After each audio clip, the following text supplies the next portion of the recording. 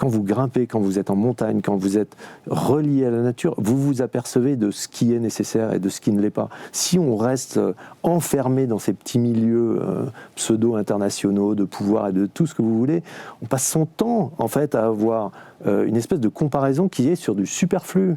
Je veux dire, est-ce que j'ai plutôt un chauffeur que deux? Est-ce que mon jet privé est-il plus grand que le tien? Enfin, d'ailleurs, vous aviez une petite Clio chez Danone, une Clio couleur EDF. Oui, je me suis fait engueuler pour cette raison. Mais... Parce qu'on vous proposait toujours le dernier cri, la voiture dernier cri. Forcément, et puis au bout d'un moment, moi, quand j'ai eu 35 ans, je me suis dit, mais ça va aller où ça? Et donc j'ai pris une petite décision simple, c'était chaque voiture de fonction qui allait changer, on les changeait tous les 3 ans parce qu'elles étaient en leasing, j'allais baisser, puis à un moment, je suis arrivé à la Clio, il n'y avait plus rien en dessous. Heureusement, la Zoé est arrivée, donc j'ai eu une Zoé et tout allait bien. Mais c'est juste pour dire que, de nouveau, il n'y a aucun effort de ma part là-dedans. Il y a juste, les Anglais diraient exhilaration, l'incroyable sentiment jouissif qui est de regagner de la liberté, de la liberté.